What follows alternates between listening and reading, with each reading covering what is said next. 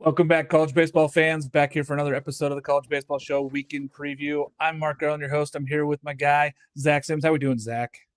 Doing great. Excited for the last regular season of baseball. It's crazy. It's so insane. Like looking at going, we are literally down to our last preview weekend of regular season baseball. This is insanity. Yeah. Yeah. I mean, Spencer cannot wait for tournament play. 100%, but we still have to accept the fact that we are in the regular season for one more weekend of play. I mean, we're so close.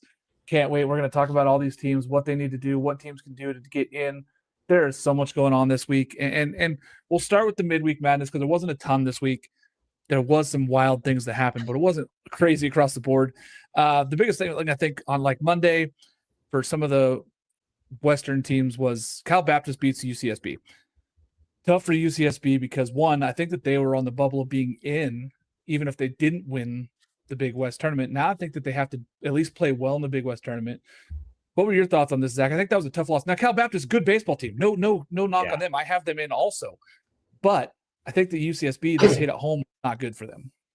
Yeah, I mean their RPI is down to 30, strength of schedule 57. So I think they're still solid, but they really want to go out with a bang this weekend against Riverside because that's not a high RPI game. And so, if they were to lose that series, I think they start to get in some real trouble. So, yeah, I think that's exactly right. Like to be where they want to be, they need to win this weekend. And then I think that they're fine. I think that they're in, but they will still want to win the conference tournament. Like they're not going to go into it not wanting to win it because there's a lot of things that could happen.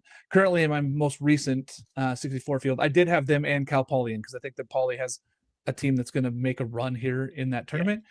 But I think that both teams would get in. I don't think Poly gets in otherwise. I think Big West, it would only be UCSB if they don't win the tournament. They're the only ones that could get in. Everybody else would have to win the conference tournament. Yeah, there's so much validity and or volatility, around the bubble in general. I just don't see a extra Big West team getting in this season. It's just not strong enough. Yeah, and for a soft bubble, it's a weird year because there's so many teams that are very good that are on that soft bubble and still need to make a case this weekend. We'll talk about those teams. Michigan being one of those teams, they lost their midweek to Kent State.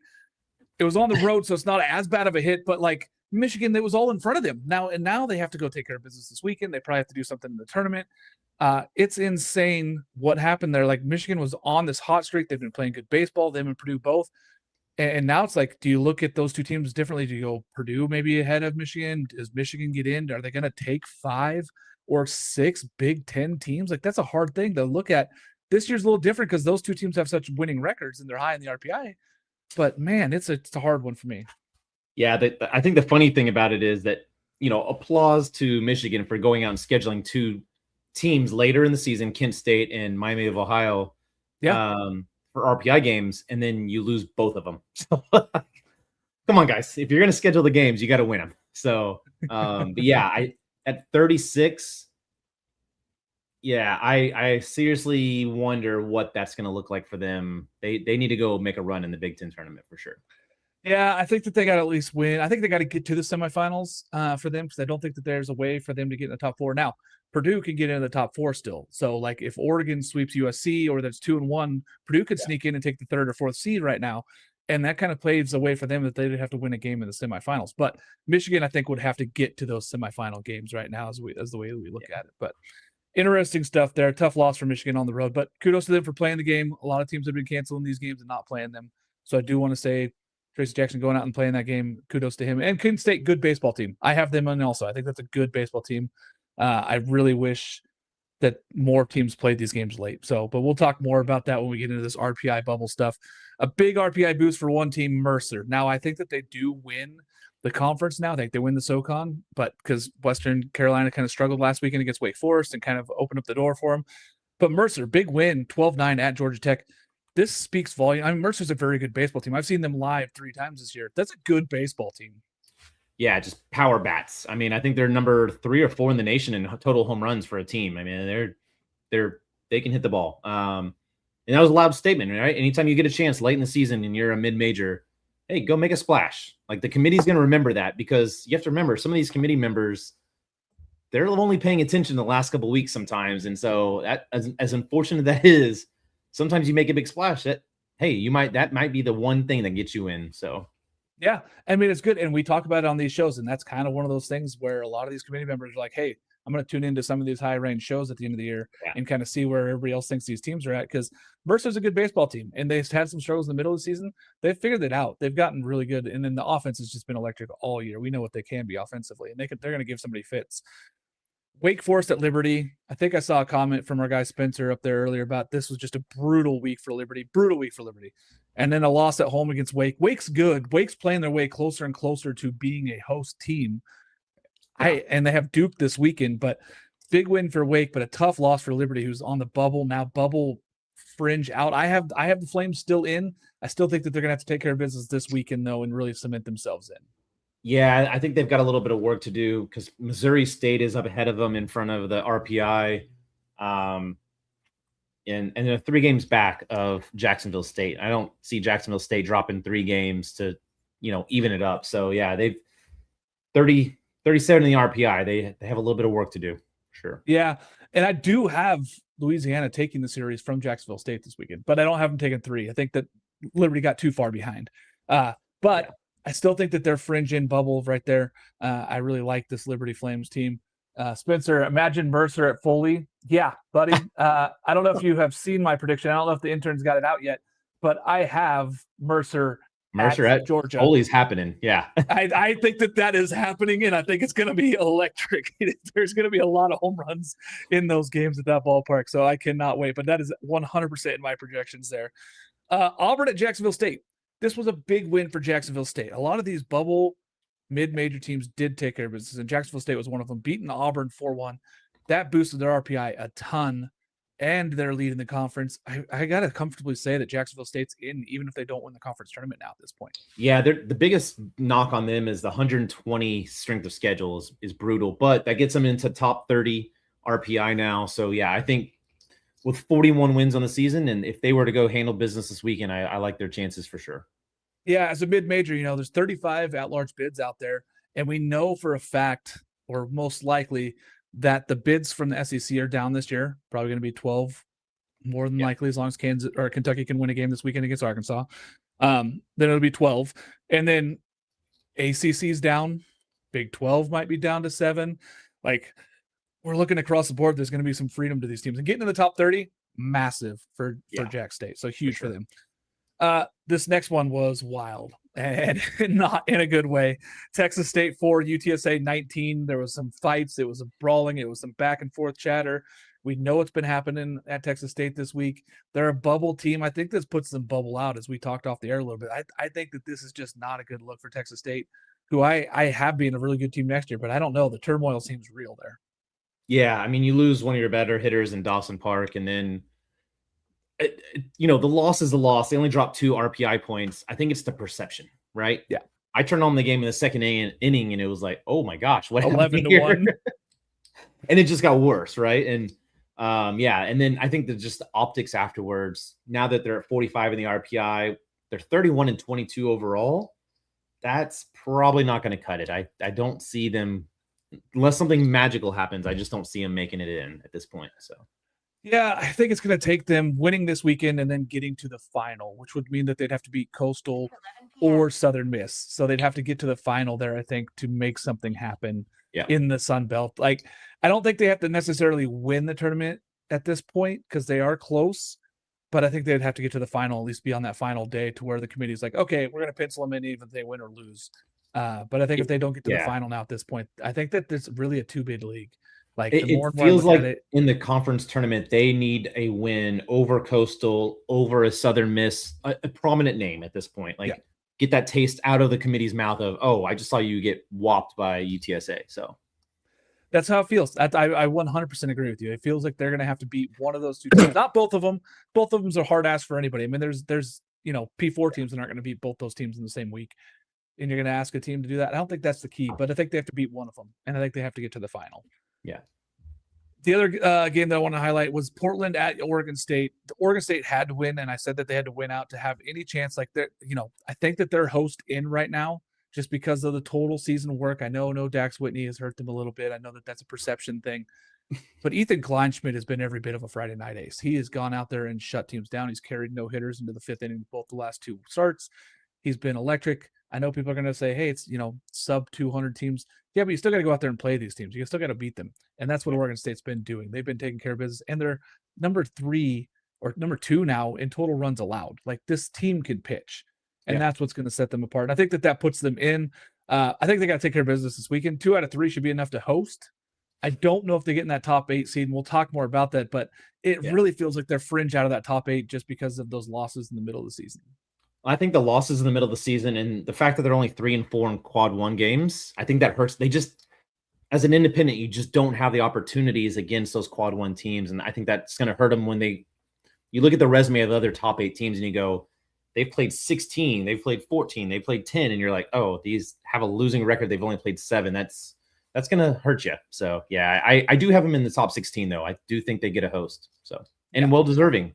Yeah, and they've earned it. I mean, I said that. I said, hey, all they had to do was take care of business and win. I said that 2 weeks ago. That's what they've done. They've gone out there. Them and UCLA are the only 2 teams in the country who haven't lost a weekend series. That's tough to do. That deserves a bid. Like, to me, if you don't lose a single weekend series all year long, you deserve to host. Oregon almost had UCLA last weekend, and we saw how close it was. And we saw Coastal lose their first weekend series last weekend. So still a chance here. Oregon State hosting Air Force this weekend. I think that Oregon State takes care of business. Yeah. I'm excited for so many of these, but you know what else I'm excited for? You know what I'm going to say here. It is visual edge, man. In college baseball, development is everything. You're facing better arms every single weekend, more velocity, sharper breaking balls, smaller margins for error. And at this level, that difference between starting and sitting can come down to a handful of swing decisions. That's where Visual Edge comes in. Visual Edge is an online vision and cognitive training platform built specifically for baseball players. You start with something called the Edge test, which measures your pitch tracking, depth perception, reaction time, and visual processing speed. It shows you exactly how you stand up against other college athletes your age. Then it builds a personalized training plan around your weaknesses and helps you get better. 15 minutes a day, anybody can do that. That's easy. Take time to get better. Everybody wants to do this. MLB players do this. Aaron Judge, Nico Horner, Tommy Edman, Key Brian Hayes, because seeing the ball earlier changes everything. You can do this from your dorm room, an apartment, summer ball housing. All you need is a laptop or tablet. Anything bigger than a phone works. Right now, our listeners can use code CBSHOW to get first month free 3D glasses, free shipping, cancel anytime. Go to visualedge.com/sign up and use code CBSHOW. That's visual with a Z, 15 minutes a day. Train your eyes, train your brain, earn your edge. Little earlier than normal for that ad because we have so many things we want to talk about for the weekend. I am so excited for the weekend. Cannot wait. There's so many games here. Let's dive right into Georgia Auburn. Like, I feel that both these teams are national seeds, but this might be who gets the higher seed between the two. Yeah, this is an interesting one. I mean, Auburn's all the way up to number 2 in the RPI now. Yeah, they jumped Georgia Tech. They did jump Georgia Tech. Interestingly enough, Georgia, they have nothing to play for. They've won the SEC. Yeah. But they're 15 in the RPI, and their strength of schedule is objectively bad for that type of team. And so, yeah, I feel like this could be like the Texas Vanderbilt thing last year where Texas wins the outright, Vanderbilt gets hot late, goes on a streak, wins the tourney, and is the number 1 overall seed. Like, I don't think anyone's surpassing UCLA for the record, but this could, if Auburn were to win the series, this could play them right into the 3 or 4 seed for sure. And it could knock Auburn all the way, or Georgia all the way down to maybe a 6 seed. So yeah, it's an interesting series. But that said, I think it adds a little extra flavor for Georgia because they're going to put everything into this series and then say tournament, who cares, right? So I see them going after to get the win to say, look, we are the best team in the nation or the second best team in the nation. We deserve to be up there. So it's a battle of 2 really good teams at a really hot time in the schedule. So it's fun. Yeah, I flip-flopped a lot between these 2 teams at 3 and 4. I do have Georgia Tech at 2 just because their RPI was high. That was before the Mercer loss. I think they're still fine. They have a series against Boston College on the road at Boston College this weekend, so they're going to jump back up there. Auburn and Georgia, I believe, are the next 2 best teams in the country. Like, I believe that they should be 3 and 4. However you want to rank that in and however you want to twist it, I'm fine with either direction, honestly. And this weekend, like I said, this might determine it for me. This might be, hey, Auburn wins the series at home 2-1. I could give them the 3 seed. Georgia wins the road series. I definitely give them the 3 seed. Like, yeah. I'm excited for either one. I think that both these teams are very good. I think they're both national seeds. I think, barring anything wild, I don't think either one of these teams drops out of the national seed. They've just played too good all season. They're both two of the better clubs in the country. Like, I just don't see it. Two teams that are playing for hosts, though, this weekend, USC at Oregon. Oregon still has a chance of hosting. Their RPI jumped a ton with the one win at UCLA. They're hosting USC. USC, 0 quad one wins still, Zach. 0, not 1. Like, there's a world where they both host. I don't think it's this one, though. I don't think we live in it. I don't think there's a way. I think that if Oregon beats USC, I think that the committee might drop USC completely out, even though they'd still be top 10 in RPI. Yeah, I went back and forth on this series so much. And the thing that comes down to me is USC's 32-1 at home. They're so good at home. But they're 9-11 on the road, and they're going to be in Oregon. And they're in Eugene. So I picked Oregon. I think Oregon might be the worst team, but better positioned to win this series. And in turn, I think whoever wins this game gets like the number 15 or 16 overall seed. I really do. I 100% I am on board with that 1,000%. I've said it all week long. I said, hey, as long as Oregon takes one last weekend against UCLA, which they did, which nobody else has done in the whole country. Not one Power 4 team has beat them. It is the only Saturday loss all season. I said all they did was take one. They did that. And if they win this weekend, I think that they host. I think the RPI boosts their numbers up.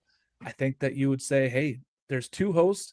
Nebraska and USC are close. Like, I'm not going to rule them completely out of it, but I do have them out. I do have Oregon in because I think Oregon takes care of business this week in my most recent projection. I think it's Oregon and UCLA. The more and more I look at it, I just think Oregon at home, the offense, the pitching has been good for them all year. Hasn't been as elite as it was at the start of the year, but it's been good. But it's been good. USC has elite pitching, but they just don't have the hitting to match right now. No, for sure. So I'm with you. I'm leaning hard that way. I think it's a lot. I think that it's a lot about this weekend, and I'm excited for it. I mean, it's going to be a great one. Any other weekend I'd be there in Eugene at PK Park with everybody. I'm going to UCLA. That's playing up at UW. I'm excited to go watch University of Washington and UCLA play this weekend. And I was like, I booked that before because I didn't know, you never know where those teams are going to be. For sure. But I'm excited for Oregon USC this weekend too. I'll be watching that one. UNC at NC State is a very interesting one because as many people still have NC State in this tournament, I think they have to win 2 out of 3 this weekend. Otherwise, they're going to have a losing record in conference. Committee hasn't fared that very well for any conference except for SEC. Not only that, but they'll have a losing record by a good margin in quad 1 wins, and their RPI is already at 41 and is only going to go down a point or two. But I mean, I think this is kind of a play-in series for NC State. They need to take at least 1. Maybe take 2 if they're not going to make a run into the ACC tournament. So, yeah, they need some oxygen. I agree with Spencer here. Like, they need to take a series. They need a series win. It couldn't come at a worse time because UNC's on fire. They're firing literally on all cylinders. They're a team that's going to be a national seed most likely. Like, this is a tough time for an NC State team that has to go get 2 wins. I think that they need them. I really do believe that they need these 2 wins more than any team this weekend. Yeah. I think that it's NC State. And I wouldn't have said that 3 weeks ago. I thought that they would be fine. But when they went and lost the series at Stanford, it is a whole nother ball game. Like, it really changed the whole way you look at it. So tough one there for NC State. But they have to take care of it this weekend. And they have the talent. They could. They absolutely could. Rivalry series in Raleigh at home. They could take care of this business. And for sure, I know that we're not trying to talk too much about it. We don't know about Ellie Avent. This could be his last home series for NC State. I know nothing's been official. He hasn't said anything. Love Coach Avent. 1,100 wins there. It's the way it trends, though. I know, man. It's just tough. I just really hope that they take care of business this weekend. Let's talk about 2 teams in the Sun Belt. I know that we talked about these teams a little bit already. Coastal at Louisiana. One, I think that there's only going to be 2 Sun Belt teams. And I know Angela was talking about Troy here. I'll throw that up on stage. Listen, I love Troy. I interviewed coach in the offseason. I thought very highly of Troy. Tremendous last 5 seasons. This season, tough. They're going to have to win the conference tournament. Like, that's what it's going to come down to for Troy. I think it's the same for Louisiana. I think it's the same pretty much for everybody except for Texas State. But Louisiana's closing in on being closer to that pot too. So if they win this weekend against Coastal, 1, I think it knocks Coastal's hosting chances out, even if they win the conference tournament. 2, it puts Louisiana back with some breath back in their game. Yeah. For me, Coastal's gone from potential top 8 to they're holding on for dear life for even a top 16 at the moment. I really, if they don't handle business this weekend, I feel like they're out of the hosting completely.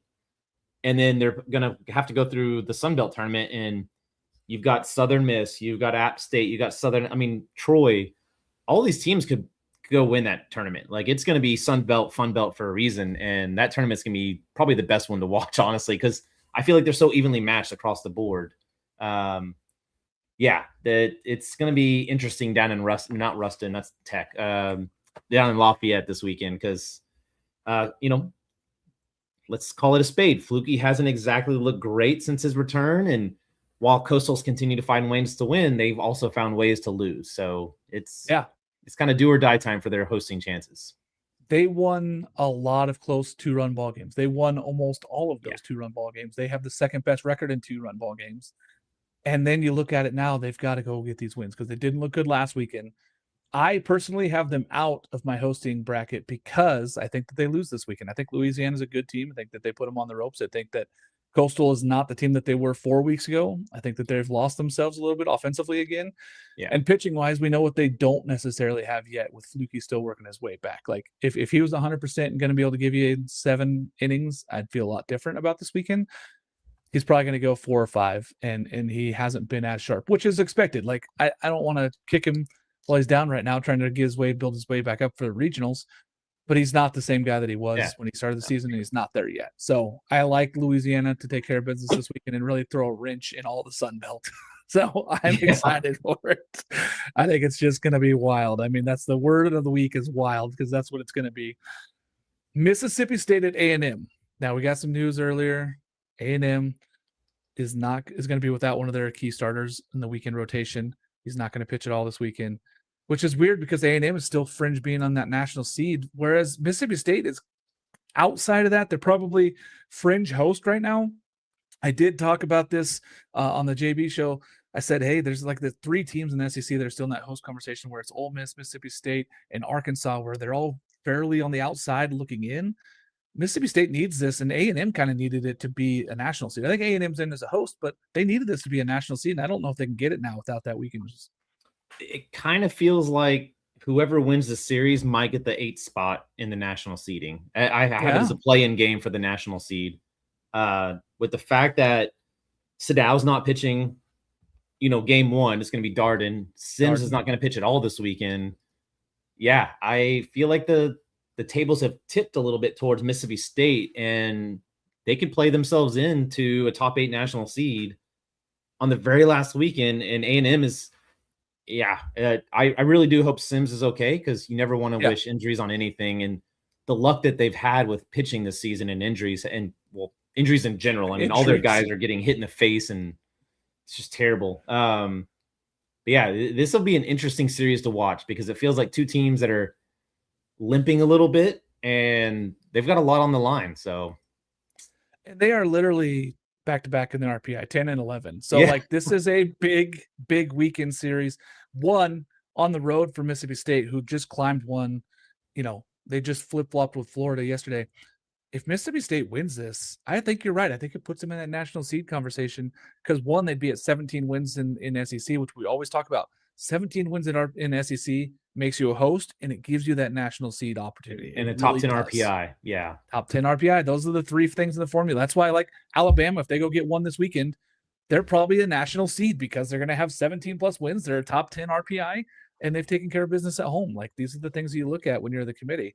And I think that they're in that conversation. Same with Texas. I think Texas goes and gets one this weekend. Also, we'll talk about that series as we get there. But there's these teams that are setting themselves up to get those 17 wins, which you need to have to be that team and be in that conversation. And they're all right there. So huge this weekend, Mississippi State and A&M, which honestly, I think that this is the play-in for the 8 seed. I think you're 100% correct there. Georgia Tech at Boston College. I mentioned this at the start. Tremendous offense for Georgia Tech. Boston College was on the fringe of being a host team. I had them in 2 weeks ago. Last weekend was rough for them. I just need to figure out more about this Boston College team. They could show us this weekend. It honestly could come down to this weekend to saying, hey, is Boston College, because they could get up to 19 conference wins, which would be really hard to say that they're shouldn't be hosting. And if they beat Georgia Tech, who's number 3 in the RPI right now. So I don't think Boston College takes care of business. I think Friday night's going to be a lot of fun. AJ Colarusso is one of the best Friday night aces in the country. If you haven't seen him, go take a look. I think he's going to be able to temper the lineup. I don't think he's going to shut it down. I think he'll temper the lineup and give Boston College a chance. But I think the rest of the weekend it's all Georgia Tech, and I think Georgia Tech takes the series on the road. Yeah, I do like Boston College, and I honestly think they probably deserve it based on what they've shown. Yeah, with a 29 RPI, 74 strength of schedule, and a 261 non-con strength of schedule. The non-con.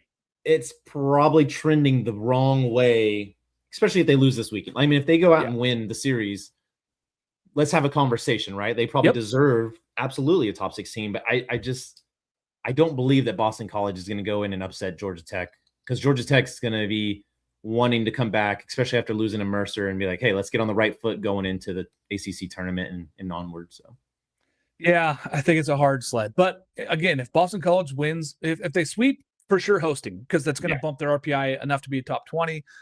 If they take 2 or 3, they'll be still on the outside of the top 20, and it'll be a very good conversation to say, how do you value league wins? Like, how do you value 19 league wins? How do you value what their RPI is outside the top 20? And do you punish them for their non-conference schedule? I think that the committee typically does. Like, they look at that and they go, hey, if you didn't play anybody, we tell you the formula how to get here.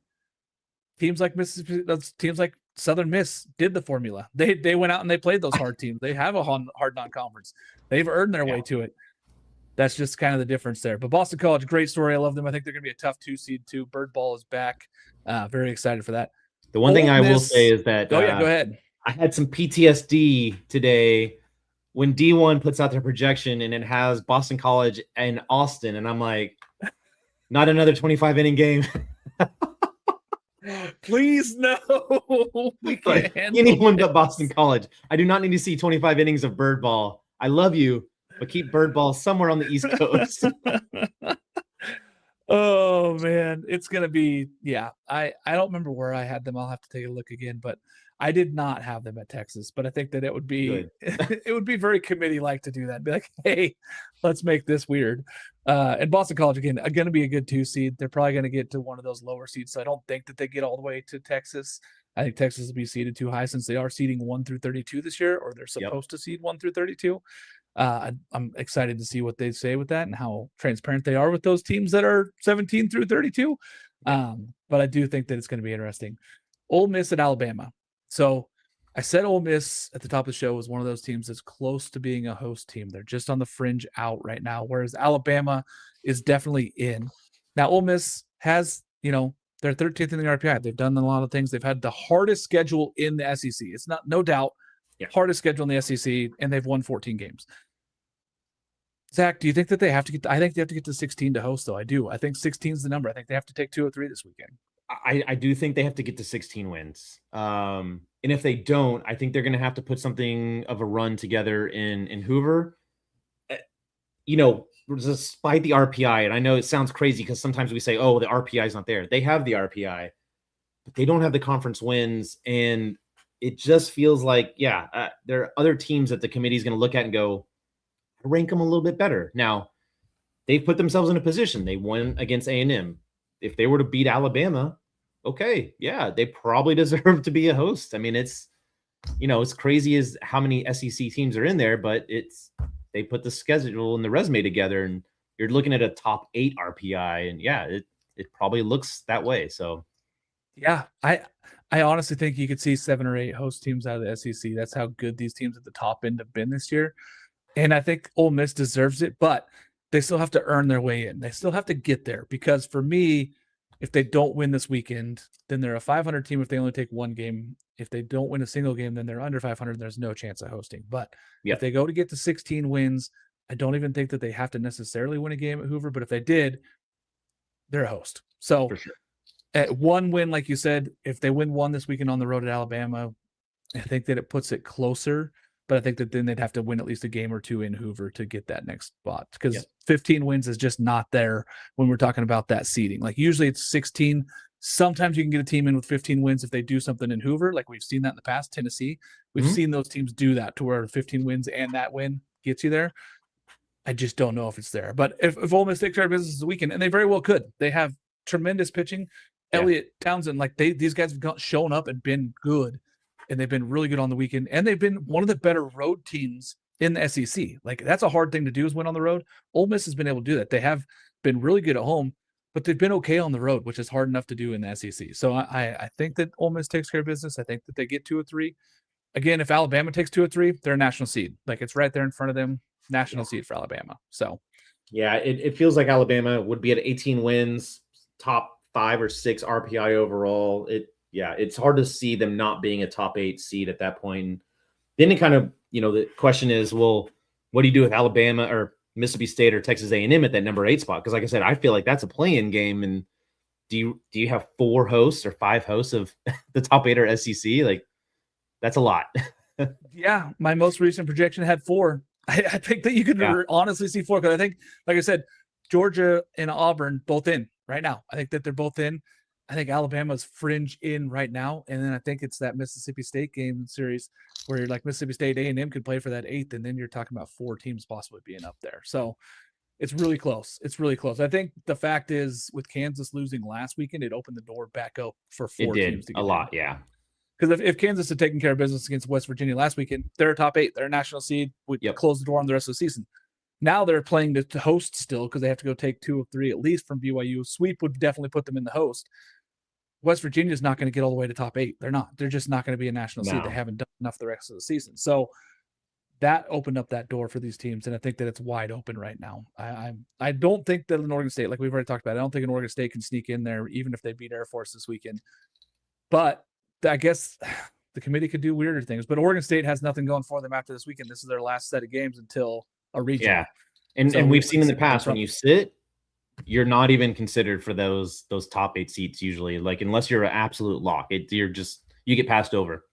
Yeah. And last year, had Oregon State not had all those wins, they were close to not being a national seed last year.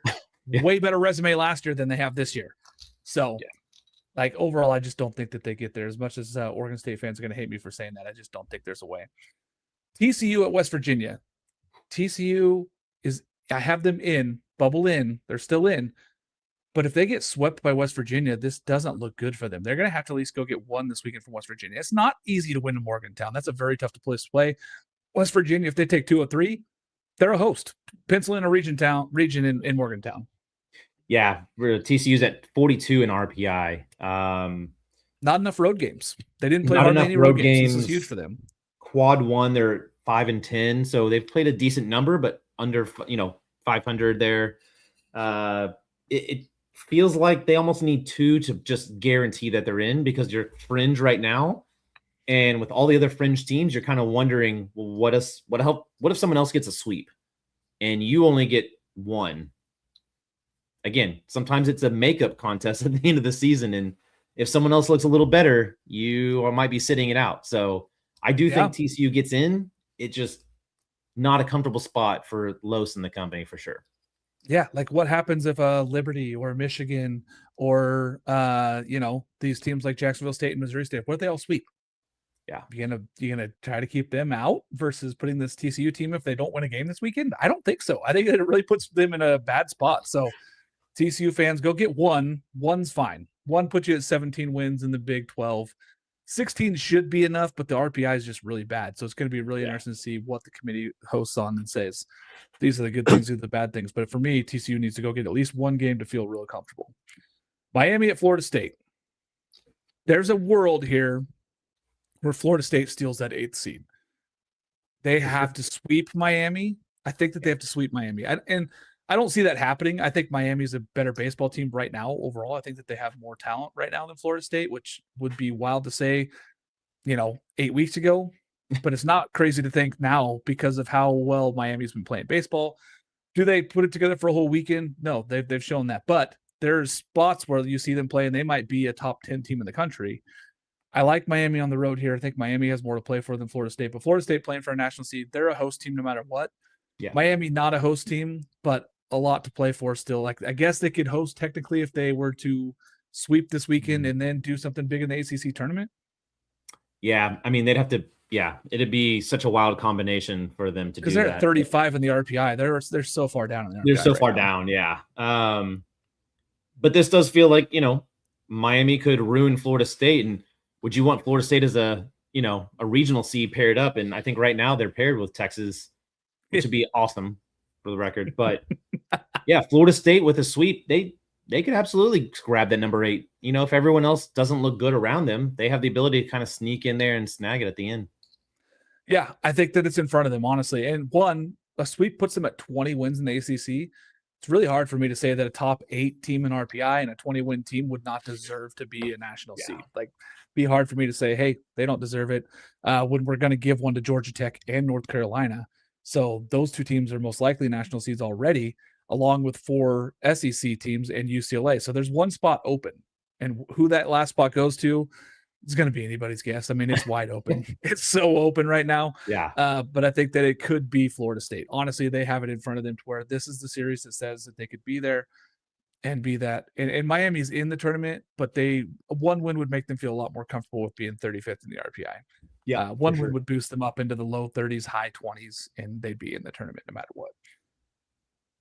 Let's look at Arkansas, Kentucky. Now, I know I went on ESPN Radio Arkansas earlier today and talked a little bit about this. Arkansas still has a host chance. And I know that people are thinking that I'm insane to say this.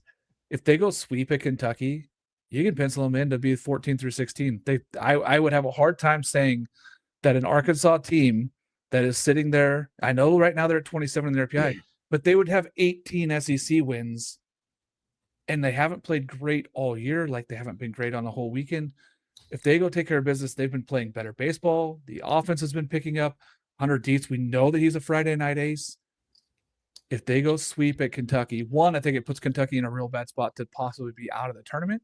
I think, yeah. 2, it puts Arkansas on the chance to host. I really think it does. If Arkansas gets top 20 in RPI, which is a win on the road at Kentucky would do for them, because it's a quad 1 win, because Kentucky is sitting at 33 and they just be top 40 for those road wins for a quad 1. I don't see how you keep Arkansas out. I don't. Yeah, this comes down to if Coastal doesn't look good and Arkansas does, again, eyeball test into the season, it feels like they're going to hit the old Power 5 button, and all of a sudden Arkansas is coming up Powerball winners. Yep. It's just at the same time, Kentucky's at 12 and 15. A minimum they have to get to 2 wins. It feels like 2? Or if they get 1, if they only get 1 this weekend, they better win 1 in Hoover. Like, that's yeah. I mean, it's close with a 33 RPI. It really is close, but for me, their schedule's been hard enough. If they go to Hoover and they get 1 win, that win might be against a guy like Vanderbilt, which is that really going to move the needle enough for the committee to go, yeah, come on in. Like, we're having you in the tournament. I'd be sweating if I'm in Jonian team right now. I agree. I said, in my recent post, I'm like, 11 teams are in, and people are like, oh, who's the team that's not in? I'm like, Kentucky. That they don't have the 13 wins yet. 1, that's the magic number that's been most years, that 13 wins get you in. It doesn't do it for Vanderbilt this year, by the way. Vanderbilt, folks. Sorry. But 13 is normally the number with a normal SEC schedule. I'm with you. I don't know if the 13th win does it this year because of the bubble, how it is. Like, there's some teams that are above them. Missouri State, Jacksonville State, UCSB, where if they don't win their conference tournament, you might look more favorably at those teams than you would a 13-win Kentucky. For sure. That's just a real life opinion right now of what the committee might be looking at. So I'm interested to see. I think that they get 1 because Arkansas hasn't been great for a whole weekend. They haven't put it together for sweeps. And so I think Arkansas doesn't play enough to get hosting, even though 17 wins is really hard for me to say they shouldn't host. But I think there would still be some meat on the bone there. But again, they're going to be quad 1 games for Arkansas. So they're going to jump in the RPI as long as they get 2 games. They're going to jump. And it'll be a tough conversation, especially because Coastal has dropped all the way to 25th now in the RPI. There's a real world where there are games that are remaining in front of them aren't good enough either. And that's not going to help them. So their RPI is not going to go up. This is about the best that they're going to be, even if they win the conference tournament. So I don't know, man. There's so much going on, but I think Arkansas still has a chance because the teams that are ahead of them right now, like in Oklahoma's not going to host. Like, no, we know that they're not going to host. I don't think not 13 and 14, even playing Tennessee. And the other crazy thing is because Oklahoma's not technically playing at home this weekend, it counts as a neutral site game. So it doesn't help them with the RPI. I'm like, okay, what are we doing here? Yeah, it's an interesting one. And the same like Tennessee, Oklahoma, neither one's going to host, I don't think. No. So they're both in the tournament, not hosting. And same as like a UCF who's got 17 wins. They're not hosting, they're in the tournament. Like you can pencil those teams in, but I do think that Tennessee Oklahoma series is interesting because whoever wins that is probably a 2 seed and the loser is probably a 3 seed. And do you really want a 3 seed Tennessee coming to your ballpark? Like, no, you do not. You do not want a Tennessee 3 seed coming to your ballpark right now. I mean, they're good enough to be a host. Now they just haven't done enough with their schedule. Talent wise, you could say they're a 1 seed, and I wouldn't argue with you if you just looked at them in a snapshot and said, "Hey," especially the last 10 games, which I look at a lot, especially in these things. People ask me all the time, "What gets an Omaha team?" I said, "A team that's been hot." So the last 10 games, what have they done? A team that has a Friday night ace, they got one.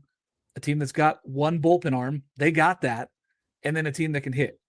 Tennessee clicks all the boxes. I don't care. They got a dog in Coons. They got a lineup now that's hitting. Appenziller, while he's struggled a little bit lately, is still an absolute monster. Yeah. You can tell me get him out of the bullpen in a regional. That's not fun for any team that hasn't seen him before. No. So they're dangerous. That's a dangerous 2 or 3 seed in that one. So in Oklahoma, pitching wise, they're going to scare some people. I just don't think that they're as scary. Like if you're looking at teams, Tennessee on the scary meter is a lot more than Oklahoma. Agreed. Texas Tech at Cincy. This is important for Cincinnati. There is a world where Cincinnati plays its way into 15-16. They're at 21 in the RPI right now. They have 15 wins in conference. Now, these games are at home. I don't think it helps them enough. I don't think Cincinnati gets to a host. I have them as a 2 seed. I think even a sweep does not put them there. Even 18 wins in Big 12 doesn't put them in that echelon. I think we're only looking at West Virginia and Kansas as the host for Big 12. Yeah, and this is one of those ones where you look at their resume overall. If they were to get to 17 wins, so they win the series, top 20 RPI, top 30 strength of schedule, they'll be 10-9 in quad 1 games. Their non-conference strength of schedule is actually pretty good. It's top 70. Like, kind of checks all the boxes. But again, we talk about the bubble being so soft. I don't know that they like beating Tech doesn't carry any weight into the season at the end of the day. And so it's like, oh, you beat Tech. The problem is you drop a game to Tech and everyone's like, ooh, you drop a game to Tech. That's the thing, right? So if they lose a game, their RPI is not going to go up from 21. It might even go down even with taking 2 because of that rating. Yeah. So it's a tough one. It's really not a great one there for them because, Texas Tech is way down in the RPI. Like, you're talking about a team that is, I can't even find them yet. Like, that's how bad Texas Tech is currently. So you're talking about a team that's not going to help their RPI at all. Yeah. It's a quad 4 game. Yeah, it is. It's a quad 4 game. So if you drop one, you're losing RPI. And even sweeping doesn't boost you. So that's a problem, I think, for Cincinnati. They just ran into it at a bad time with their schedule where they played so many good road games. They just didn't win enough early in the season to be in that conversation. So, yeah. As much as I like Cincinnati, Bishop Ball is tough, but they're just going to be one of those tough 2 seeds on the road, and they're going to give somebody fits somewhere. Ohio State at Michigan. Now, I threw this one in there. One rivalry. Ohio State is over 500 for the first time in conference play in a very long time. Yeah. Kudos to what Justin Herron's staff have done. They turned it on. This team from the wins to wins over last year, it's crazy, and they've gotten a lot better. And they are dangerous, but they're not going to make the tournament. They'd have to make a crazy run in the Big Ten, and nobody's going to beat UCLA and Oregon and any of those other teams multiple times in the weekend. Like, that's just not going to happen. But Michigan needs these wins, and they're at home. And if they lose one of these games, it puts them in a really bad spot. Yeah, and this feels like a hair team that could go steal a win. Absolutely. At least. Like a 4-3 ball game that they just grinded out. Like, that's – I would not be surprised at all if Hare is able to steal a game against Michigan. And as good as Michigan's been lately, that would scare me to death for their tournament chances, for sure. Yep, 100%. And, Ohio State can bang. Like, they've been able to hit the ball this year. They've been able to score with teams. Yeah, and they could do it on a weekend. Like, all of a sudden, Dane Harvey gets up there and hits a 3-run bomb. Michigan finds itself in a real bad spot. Like, that's overall, you look at it and go, oh, we're in trouble now. So I think Michigan has to sweep to feel comfortable about having chances of being in. I don't even know if a sweep puts them in all the way yet. I wouldn't even say that they're 100% in, but they'd be close because their RPI is good. If they swept and they're 20-10, top 35-ish RPI. Iowa was similar boat last year and didn't get in. Yeah, but they were low. True. They got to 40 in the. They were 40th in the RPI with 21 wins and didn't get in. but they're 4-10 against quad one wins. Yeah, I mean, it's one of those ones where you go back and forth, and you're just like, oh, who are you leaving out? Because you're going to put them in, and it's so close. It's going to be a lot about this weekend, and that's why we're talking about it. I mean, it's really going to be a lot of fun because a lot of these teams could play their way in or they could play their way out, and that's really it comes down to this weekend. It feels like there's more teams that can play their way out than in at this moment, which is a little weird, right? Yeah, it feels like some teams, even if they sweep, they're not putting their way in unless somebody plays their way out, and then they're in this thing. So they need help from some of these teams. Virginia at Louisville is interesting. One, because Virginia could finish with a sub 500 record in conference. And what is the committee going to say about that with a team that's very high in the RPI still? And they're going on the road at Louisville. So this is not going to like kill them. They're 23rd in the RPI, but they have a losing record right now. They have to win this weekend to get back to 500. Their host chances are out. So anybody that says Virginia still has a chance of hosting, you're crazy. There's no chance Virginia hosts. Crazy town. Yeah. Craziness. I had somebody message me that today. I was like, I'll have what you're having. No, they have no chance of being in this thing as a host. But they're just as likely to drop out of the top 30 if they lose this weekend and if they don't win a game then in the ACC tournament in Charlotte. That's a whole nother conversation now. Now we're talking about a Virginia team that feels like last year's team that thought they should be in. They had 16 wins and didn't get in. This is a team that wouldn't even have 15 wins and they'd be begging to get in. But I mean, I don't know. There's a lot of teams that could really bubble jump them. And if the committee says, hey, a lot of this comes down to your conference record, Virginia might be in some trouble. And you look at the eyeball test and you talk about the last 10, right? I go back at the last three series, lost to Cal, swept by Pitt. That's not good. Like you're trending the wrong way at the wrong time. If they need a big result against Louisville and they need to make a statement, and they should have eyeballs on them because of Tague. Yep. So like this is the weekend to make a statement at Louisville if they really want to ensure that they're in, because I agree. Getting to 500 in ACC has not always been a precursor to success of you getting into the tournament. So no. Yeah. And Louisville is 90th in the RPI. That's not a help. So this RPI is going to drop. Even if you drop one game, your RPI is going to drop from where you are now. If you lose two and you have a losing record, you're going to be in the 30s in the RPI. It's not going to be good for you. So it really is an important one here, I think, for Virginia on the road this weekend. Like, these away games they're quad 2 games. So I don't know, man. It's really hard for me to just say that they're in. I don't think that they're in 100% yet. No. I know that people are like, hey, they've done a lot. They're in the top 25 in RPI. They should be in. There's still a lot of ball to be played. They have at least 4 games minimum left, and they need to win 2 of them. I don't care how you slice it. If the one win comes in the ACC tournament, sure, if they get a win there, but they need 2 wins, and they really would rather have those this weekend and take the series. Wake Forest at Duke. Now, not an RPI help. No. But there's a chance if other teams don't take care of business this weekend that you look at Wake Forest as a host. Like, for me, they're really, really close. And I know that would be, blasphemous to say that you're going to hold some of these other teams out. Wake Forest is at 16 in the RPI.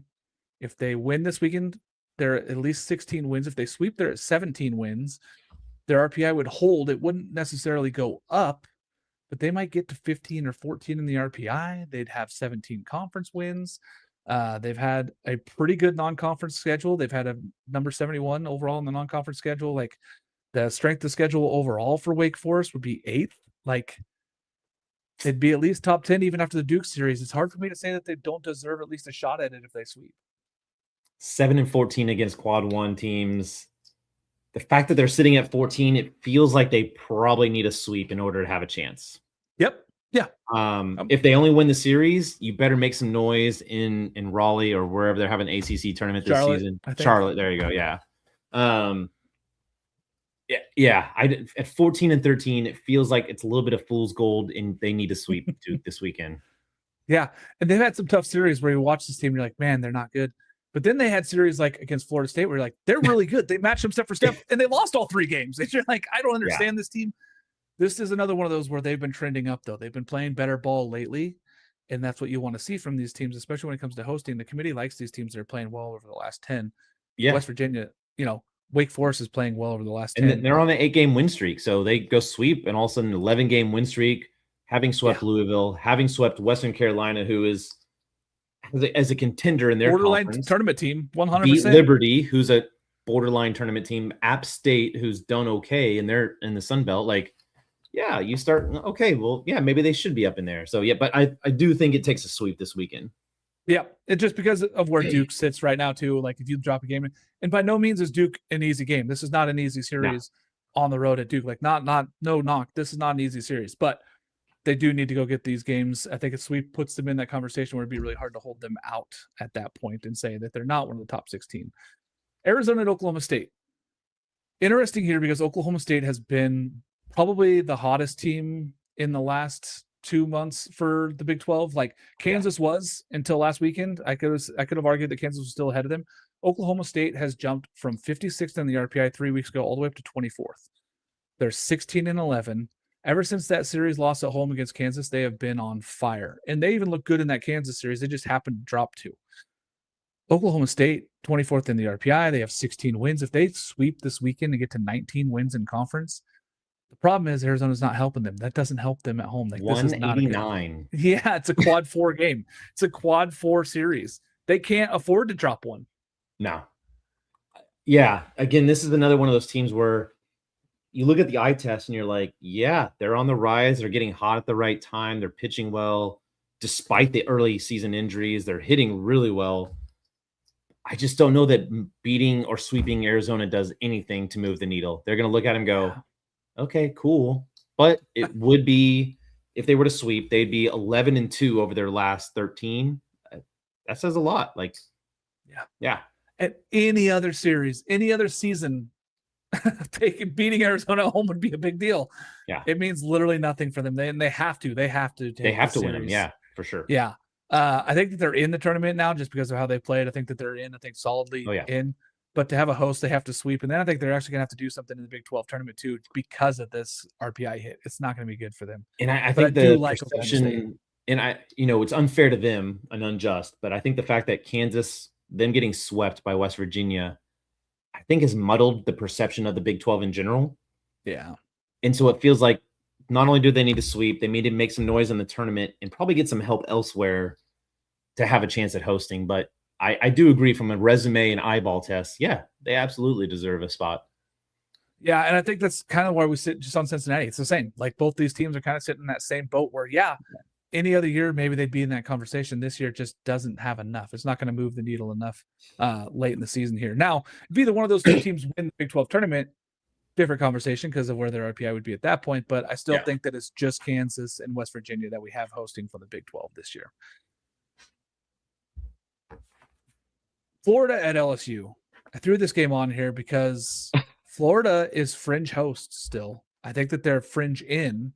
I have them on the outside looking in because I don't know if they take care of business this weekend, and they've been the big enigma. I call them every single weekend because they don't make sense to me. They got to beat LSU. And going to the box is never easy. Even when LSU's down, even when they're struggling, going to the box and taking 2 or 3 is never easy. But I think for Florida host, they have to take 2 or 3 this weekend. It does feel that way. And it might be agree unfair, about it. I agree about Enigma. Like if you look at if you were to remove the name Florida, you look at the numbers, 12 RPI, 15 wins, they would be at 17 wins in the SEC. Number 2 strength of schedule, 22 non-conference strength of schedule, 15 quad 1 wins. And you're like, oh, this is like a top 8 seed, right? This is 4 or 5. And then you slap Florida on there and you're like, oh shit. Yeah, no, never mind. They're borderline hosts. It is insane. They're literally only behind Georgia Tech in quad 1 wins. And we're still talking about them maybe not hosting if they don't win this weekend against LSU, who's number 14 in the conference. But I think that if they do win this weekend, I think that they do host because 17 wins, we talked about 17 wins with the rest of the resume. That's loud. That's really loud. It's really loud. Yeah. And while they've had some bad series losses, they've had some bad series sweeps. They've also swept some really good teams. They've also beat, they took a series from Georgia. That's not easy to do. They did that. And I think that they beat Florida State. They swept Miami. I mean, they've had some big wins. And the thing is, they haven't been swept, right? Like when they lost to Auburn, they still won that Friday night game. beat A&M on a Friday night. Like they just kind of gone through there and collected their wins, but yeah, I mean, they could go get swept this weekend, and it would not surprise me in any way, shape, or form. They could beat LSU by 40, and I'd be like, okay, yeah, sounds about right. Yeah. You could tell me either one, I'd be like, oh yeah, I believe it. I believe that happened. I the biggest enigma possible. It is. And Aiden King has been one of the best pitchers in the country. And it feels like when he pitches, he gets 0 run support. It feels like the offense doesn't show up at all. And then you got Liam Peterson, who's like either one of the best pitchers in the country or one of the most inaccurate guys. Like, I'm not going to say worst because he's not one of the worst, but he could be inaccurate and have 6 walks in the game. And then you're just looking around going, what do we do? We got to go to the bullpen in the 3rd inning because he's walked 6 guys and walked in a run. Like, it's the big enigma. They are the most confusing team to me in the country. And it's them and Arkansas are two that just make me shake my head because you see the talent that's at both these schools and you're like, how did they lose this series? How do they get swept? How does this happen? And then you watch it live. You're like, oh, I see it. I can see it. I mean, like, God forbid they're not a host.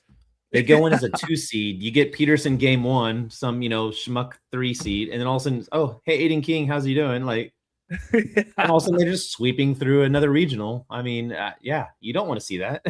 No. And, you could talk about it like it could be like they could put them in like Southern Miss and be like, here you go, Southern Miss, you're hosting, you get Florida. Have fun with that. Have fun with that host. There's been a lot of chatter about people thinking that Southern Miss should be a top 8 seed with their resume. I understand what people are saying. I don't agree with it. They are not. There's no chance that they should be a top 8. They should be in the conversation for hosting, yes. But I do believe that only one host out of the Sun Belt. Like right now, I have the edge going to Southern Miss because of their non-conference schedule and what they've done. They did exactly what the committee asked them to do to host. I still think that it's not a lock. I don't believe that they're 100% locked in here. And I know people are screaming at me saying I'm an idiot. You guys can say that. And I want a host at Pete Taylor. Like, it's a great ballpark. It's a great venue. Pete is amazing. Yeah. But I don't think the Sun Belt should get 2 hosts. And if you're the same people that are arguing that Coastal should host, then you're arguing and saying that Southern Miss should not host. Yeah. I mean, again, I always use the last 3 series. What does it look like? Yes, they swept ULM 154. They swept James Madison 173.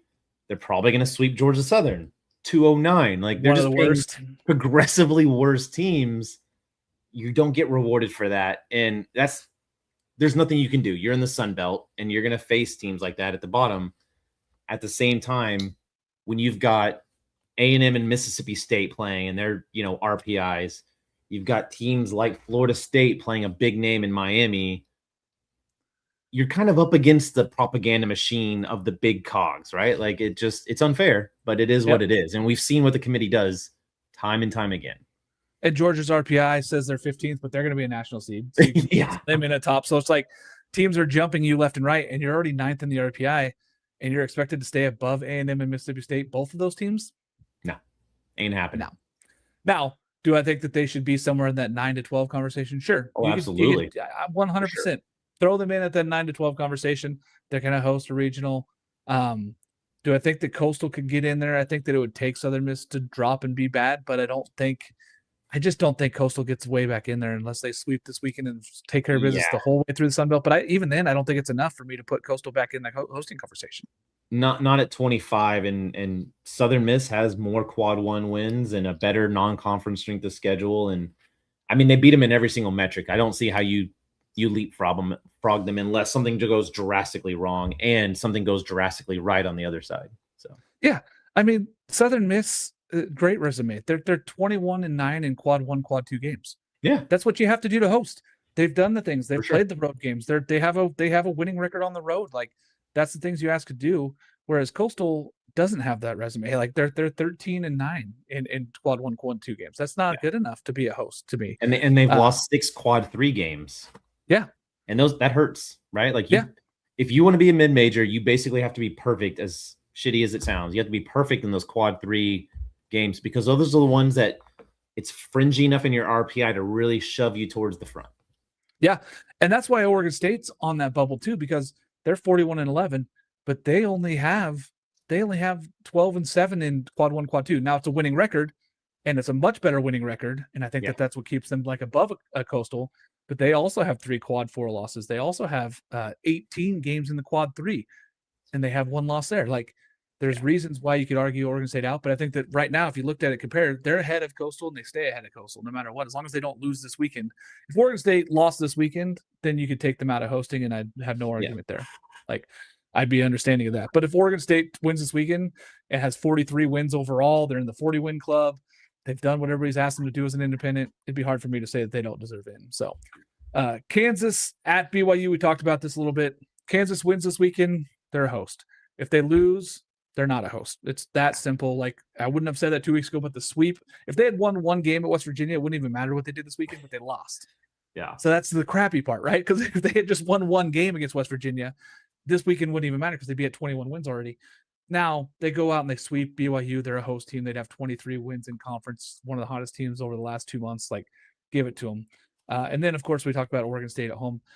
What series are you most excited for this weekend, Zach? I know there's so many that are important, but what one are you most excited for? It feels like that Mississippi State at A&M series, because it's a play-in game, in my opinion, and I could be completely wrong on it, but I feel like it's a play-in game for a top 8 national seed. A&M is not what they were 2 or 3 weeks ago, right? They have injuries. Their pitching is off now. Do they have the juice to stay up there? If they can beat Mississippi State, and granted, it's at home, so that's a massive advantage, but if they can beat them at home and win the series, I think it speaks volumes to what they could potentially do, assuming Aiden Sims is not done for the season, and I don't think he is, but assuming he isn't, we're hoping, right? That's an Omaha caliber type lineup, and I want to see what the pitching looks like when it's not at its best, which we saw against Ole Miss, and they lost. Yeah. And it feels like they're trending in the wrong direction at the wrong time. So that I think that's just going to be full of drama, though, because Mississippi State hasn't played well in front of big crowds. Mm-hmm. Like, I think you ask Mississippi State fans, they've said, do we play better on the road? Because they're not in front of their own home crowd. They've been good on the road. I mean, that's a team that's 9-5 on the road. Yeah. They've really played a lot better on the road in front of those crowds versus at home. Like, so record, they have 8 losses at home, which is one of the worst in SEC right now. Yeah.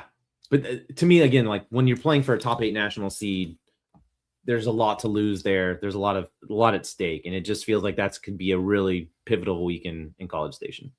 100%. I love that. I'm going with one that's similar to that, and just on the outside of that, where it's Miami at Florida State. Can Florida State keep its juice that it's had the last few weeks, where they feel like they've stumbled in the middle of the season when Bailey got hurt? They really did. They took a step back and they had to reevaluate. They're a team that I think cannot get off schedule, so they need to host. They have the 3 pitchers that go on the weekend. They need to keep that rotation. If they get to a loss or they're on the road somewhere, this team does not win. Like, it's a really tough set for them. So a sweep for Florida State puts them as the top 8, probably real close to that at least. And then you'd be a lot more comfortable with their RPI where they're at and who they're playing. I could say, hey, they're a top 8 seed, and they're going to feel a lot better about that. We saw last year where they struggled at Oregon State, and they a lot of people, myself included, had Florida State as the 8 and Oregon State as the 9. Committee flipped it, and it really cost Florida State because they didn't play as well on the road. I mean, and Oregon State's crazy. It's crazy to play at Goss. Like, we've seen Goss that. is a wild stadium. It's an insane stadium. You don't want to go there. Florida State wants no business of being on the road all the way to Omaha this year. They need to win this weekend. Sweep this weekend, and you have a chance of being an 8 seed. On Miami's side, if they go take 2 or 3, it says volumes about them and how dangerous of a 2 seed that they could possibly be. Like, no chance of hosting. Dangerous 2 seed, though, if they go take very volatile team, though. It's Yeah. And you never know what you're going to get. I mean, it's a team that could score 20 runs and shut you down pitching wise, or they're a team that you could beat them in a 5-1 game and they just go quiet. So very, very excited. Abraham listed as out this weekend. So it's not great for Florida State on that side where they're missing their bullpen piece, their best bullpen piece by long ways. That's tough. Yeah. So lots of games this weekend, though. Cannot wait. Thanks again for joining us. We will come to you live again Saturday morning. We'll have the top 25 show on Monday. Zach, we're going to join him again next Wednesday and talk about conference tournaments. Cannot wait. Thanks so much, everybody, for coming and joining us. For Zach and myself, we'll see you guys again next week. I hit the end